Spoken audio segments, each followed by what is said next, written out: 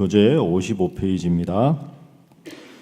유다의 달라진 모습을 본 요셉은 정을 억제하지 못하여 형제들에게 자신을 밝히고 방성대곡합니다. 또한 자신을 팔아버린 일로 두려워할 형들을 위해 하나님께서 자신을 애굽으로 먼저 보내신 이유가 있었노라고 하며 그들을 안심시킵니다. 곧 요셉은 형제들에게 흉년이 더 남았으니 가족과 아버지를 모시고 와서 고센 땅에 머물 것을 제안합니다. 다시 요셉은 베냐민과 그리고 형제들과 부둥켜 안고 웁니다. 그제서야 형들은 안심하여 요셉과 말하기 시작합니다. 이런 소식을 들은 바로는 고향의 가족들을 데려오도록 명령합니다. 형제들이 야곱에게 이르러서 지난 일들을 설명해 주자 죽은 줄만 알았던 요셉을 만나볼 생각에 야곱은 기뻐합니다. 방금 읽으신 대로 오늘은 요셉이 자신의 형들에게 자신이 애굽의 총리다 하는 것을 밝히고 깜짝 놀라는 형들과 그리고 아버지에게도 소식을 전하는 그런 장면이 등장합니다. 자, 1절 말씀에 보면 요셉이 그 곁에서 받드는 시종하는 자들 앞에서 소리를 크게 지르면서 물러가라 하고 자기가 요셉임을 알립니다. 참 요셉이 얼마나 감정이 복받쳤을까요? 형들을 바라보는 그 느낌이 얼마나 만감이 교차했겠습니까? 형들은 또 얼마나 놀랐을까요?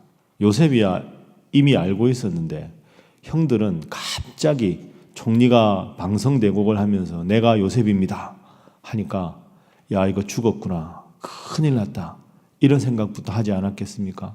과거에 잘못했던 것이 갑자기 그냥 스크린처럼 확 스쳐 지나가면서 큰일 났다, 이런 생각을 했을 겁니다.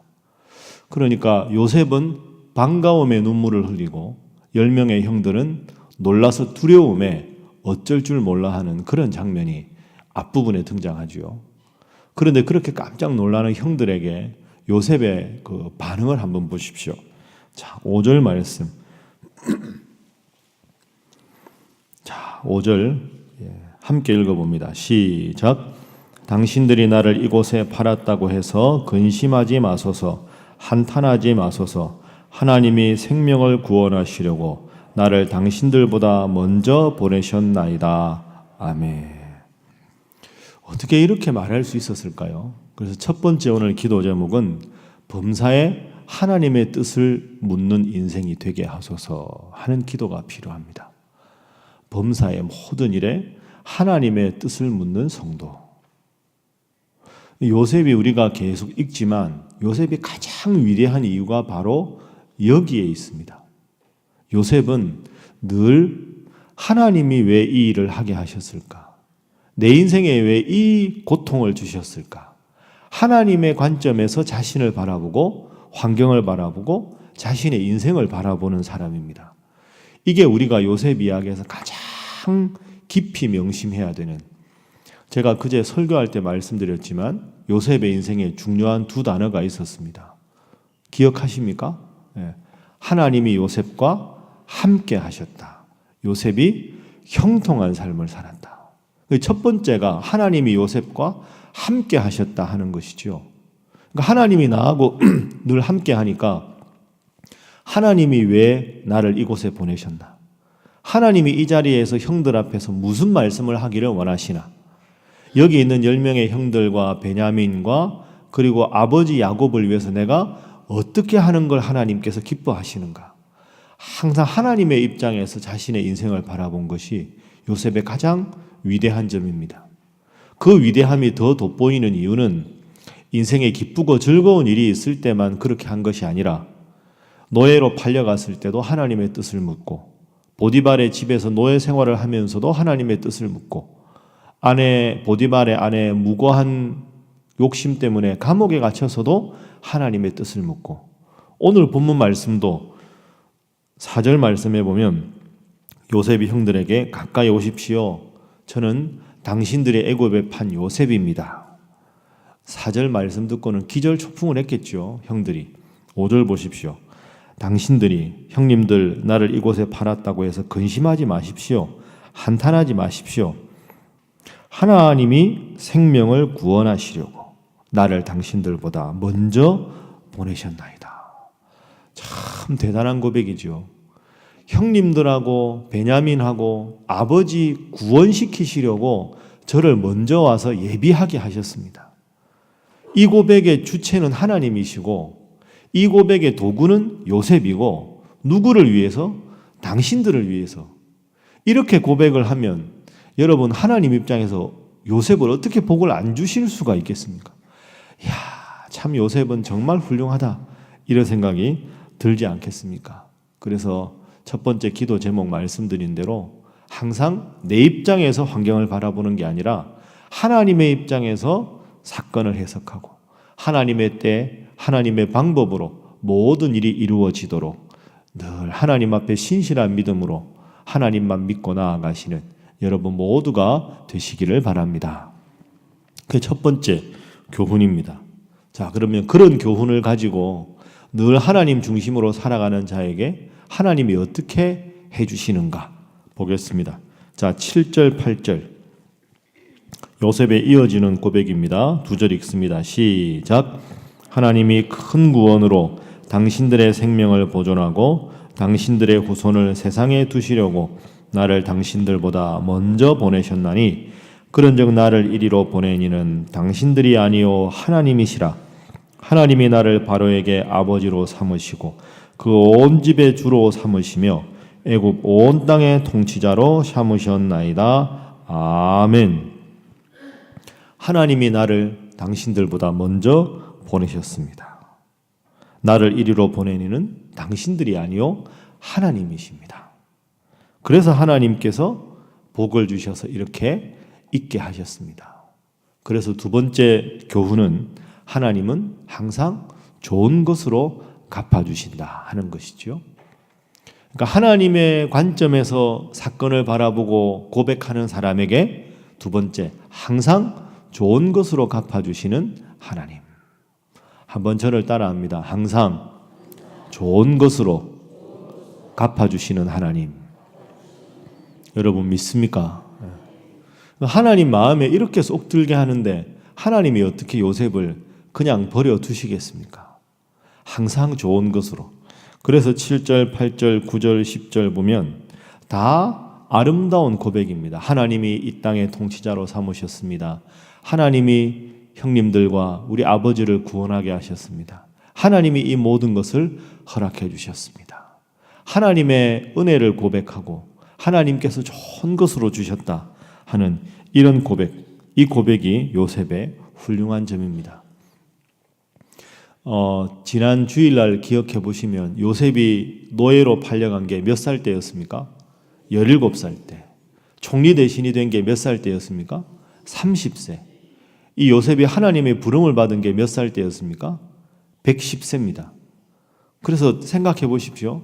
17살에 노예로 잡혀와서 30세까지 13년의 고생, 30세부터 110세까지 애굽의 총리로 또 그 모든 부귀 영화를 누린 게 80년. 그러니까 13년의 고생은 참 길었지만 인생 전체를 놓고 보니까 13년의 고통을 하나님 뜻대로 잘 견뎠을 때 하나님은 80년의 복을 주셨습니다. 우리는 참 저도 그렇고 이게 마음이 급합니다. 그죠? 빨리 고통은 지나갔으면 좋겠고 복은 오래 갔으면 좋겠고 그러다 보니까 자꾸 인간적인 생각을 하게 됩니다. 그런데 여러분 꼭 기억하십시오. 13년과 80년 길게 넓게 이 모든 것이 하나님의 손에 있으니 13년의 고통을 80년의 기쁨의 눈물로 바꾸어 주신 하나님. 그리고 요셉 한 사람이 바로 섰을 때 야곱의 모든 식솔들이 다 살 수 있었던 그 복, 하나님은 늘 좋은 것으로 갚아주신다 생각하시고 지금 비록 요셉의 13년 같은 고통을 여러분이 겪고 있을지라도 모든 것이 합력하여 선을 이루시는 하나님께서 좋은 것으로 갚아주심을 믿고 하나님의 관점에서 늘 스스로 바라보시고 사건을 해석하셔서 큰 복을 누리시는 여러분 되시기를 주님 이름으로 축복합니다. 자, 마지막 세 번째 기도 제목은 우리 16절 말씀만 보겠습니다. 15절에 보면 요셉이 형들과 입을 맞추고 베냐민과 목을 안고 웁니다. 그 소문이 애굽에 들립니다. 자, 16절 함께 읽어봅니다. 시작. 요셉의 형들이 왔다는 소문이 바로의 궁에 들림에 바로와 그의 신하들이 기뻐하고. 아멘. 다 기뻐하고 바로가 요셉을 불러서 아버지 모셔와라. 그리고 애굽에 아주 훌륭한 것들을 선물로 다 보내줍니다. 그런데 스쳐 지나가기 쉬운데 16절에 바로와 그 다음에 그의 신하들이 기뻐하다. 여러분 이 표현을 한번 잘 생각해 보십시오. 바로는 기뻐할 만하지요. 왜냐하면 자기가 꿈을 꾸었는데 아무도 못 맞췄지요. 그런데 다 요셉이 감옥에 있다가 그 술 맡은 관원장이 요셉을 천거하자 와서 꿈을 해몽하지 않습니까? 7년의 풍년이 들고 7년의 흉년이 든다. 그러니까 7년 풍년 동안에 곡간을 짓고 곡식을 잘 비축해야 7년 흉년을 대비할 수 있습니다. 그러니까 꿈만 해석한 게 아니라 근본적인 대책에 대한 중요한 정책적인 조언을 했습니다. 바로 마음에 쏙 들었지요. 그 바로 입장에서는 총리로 세우고 싶었을 겁니다. 이만큼 똑똑한 사람, 하나님이 지혜를 준 사람 없으니까. 그런데 여러분이 바로의 신하라고 한번 가정해 보십시오. 요셉이 왔을 때 기뻐하셨겠습니까? 아닙니다. 저 요셉은 히브리 노예다. 감옥에 갇힌 죄수다. 그런데 이 최강대국 애굽에 우리 왕이 총리의 직함을 주었다. 우리 모두의 위에 이제 저 노예 출신의 이방인이 있다. 나이도 30살 밖에 안 된 젊은 거. 이렇게 생각했겠지요. 때만 되면 이 요셉을 모함하고 시기하고 싶었지 않겠습니까? 어떻게 하든 깎아내리고 싶었을 거 아닙니까? 바로야 마음에 들었지만 신하들 입장에서는. 그런데 처음에 이 요셉을 총리로 발탁했을 때 그때도 보면 바로와 그의 신하들이 기뻐했다. 그런데 시간이 좀 지났잖아요. 이 시간은 생각해 보세요. 7년 풍년이 들고 7년 흉년이 드니까 오늘 본문에 보면 아직까지 흉년이 5년이 남았다 이렇게 되어 있습니다. 그러면 요셉이 총리가 된 지 9년이 지난 겁니다. 9년이 지났는데 이방인 노예 출신의 요셉이 지금 이때 나이가 그러면 39이겠지요. 그런데 16절에 그의 신하들이 기뻐했다. 이건 정말 요셉이 훌륭한 인물인 겁니다. 보통 인격과 보통 지혜로 이들의 마음을 이끌어내기가 힘들겠지요. 그래서 세 번째 기도 제목은 선한 영향력을 끼치는 성도가 되게 하소서 하는 겁니다. 이방인인데도 애굽 사람들에게 9년이나 총리를 지났는데도 신하들이 여전히 기뻐할 정도로 요셉은 정말 애굽의 전역의 모든 사람들에게 존경과 신임을 받는 사람이었습니다. 그래서 이제 야곱이 내려와서 고센 땅에 거합니다. 요셉이 있을 때 그 애굽 사람들도 함께 기뻐했죠. 여러분 이것이 얼마나 요셉이 훌륭한 인격과 하나님의 지혜를 가진 사람인가를 볼 수가 있습니다. 우리가 이런 인물이 되도록 기도해야 하지 않겠습니까? 나 한 사람이 바로 섰을 때 온 집안이 살고 나의 출신과 나의 배경이 전혀 다름에도 불구하고 모든 사람들이 요셉의 일을 자신의 일처럼 기뻐하고 축하해 줄 수 있다면 이런 선한 영향력을 끼치면 우리가 하나님 앞에서 전도하고 그리고 신앙생활을 주위에 좋은 영향력을 끼치는 그런 일이 가능하지 않겠습니까? 여러분 한 분 한 분이 요셉 같은 분 다 되셔서 믿지 않는 가족들이 다 구원을 얻고 이웃도 함께 하나님 앞에 나올 수 있는 위대한 믿음의 사람 되시기를 주님 이름으로 축복합니다. 그래서 우리가 금요일 날 선교 바자회 합니다.